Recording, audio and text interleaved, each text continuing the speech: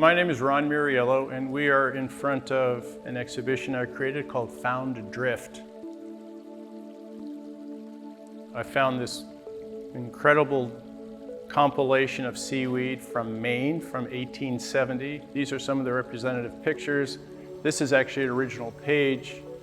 This is a symbol of the woman who might have collected it. We don't know who she is. I call her Ms. Dow because we know she's from the Dow family.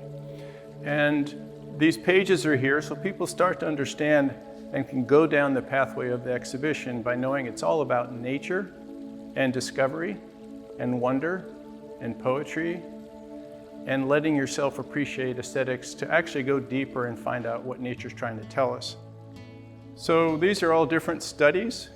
It gets some, and I purposely wanted to mix the original piece for people so as they went through, it got more and more abstract. These are theses that I was doing by layering nature together.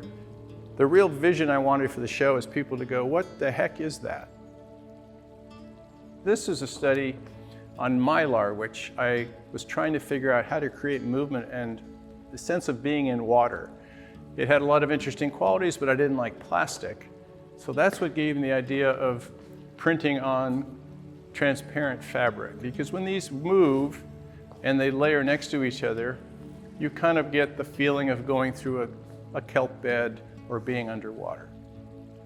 And in this part of the exhibition, it concludes with a combination of the original piece from the book and what's happened to it in an abstract way. So people clearly can understand that that's really what this show's all about. It's about nature being a point of inspiration for the art.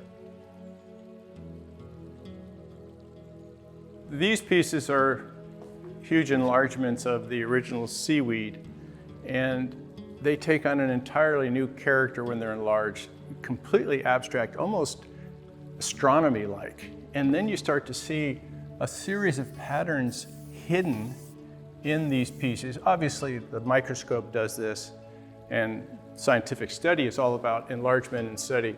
But at this scale, you see fish scales, wing forms, abstract patterns. To me, it starts to speak about the absolute majesty of nature and how much is hidden that we never really focus on. There were moments where I wondered, what am I really doing? And I would ignore that voice and follow with the voice that I wanted to experiment, which is very much like scientific discovery. So I think all of us can learn something from the artistic process. You don't really know the destination, but you trust the process and you trust your inspiration to have an adventure.